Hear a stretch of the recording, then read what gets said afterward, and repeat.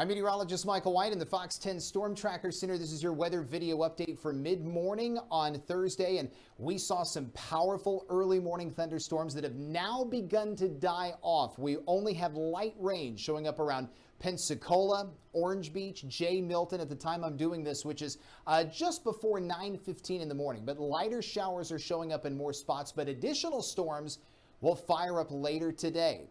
We pull back and we have plenty of moisture around the area. Now, this moisture is what's going to kick up more storms. We see this a lot in the summer, and they can be big lightning producers. So when you hear thunder roar, get indoors. But as far as where they fire up, it's going to be random, mostly random in nature. And I think the next best shot of storms is going to come in the evening hours. We'll see a few in the afternoon, but not as many as we experienced this morning. The next big shot is going to come later on tonight, and we'll have about 50 to 60% coverage of storms every day.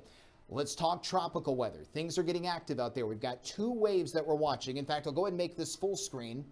We've got the lead wave, which is over the Caribbean moving west. It's got a 30% chance to develop. The big wave out in the Atlantic basin, a 70% chance to develop over 7 days as it moves toward the west, toward the Leeward and Windward Islands. And the latest spaghetti plots, the latest model guidance, shows this thing moving into Central America. Too soon to know whether or not that could be an issue for the Gulf waters. It's unlikely to be, but it is still way too early to know. But we will be watching that closely over the next several days. We go through the Fox 10 Futurecast and notice that we do see a few storms popping up in the afternoon, but not as many. We'll see better coverage, though, as we hit this evening.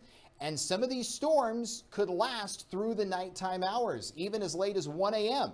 There could be some storms along the immediate coast. So here's how things look as we go through the next 7 days. Highs are basically going to stay in the low 90s every afternoon. Morning temperatures will be in the mid 70s. Next week, specifically next Thursday, is Independence Day. And as we get closer to the 4th of July, you'll notice the rain and storm coverage goes down. That's great news for outdoor plans, but it could be very muggy over the 4th of July holiday. But it's a good sign to see the probability of rain decreasing. We'll keep you updated on the forecast throughout the day, as we always do, on the Fox 10 weather app, fox10tv.com, and all of our social media channels. Have yourself a wonderful Thursday. Stay dry and stay cool.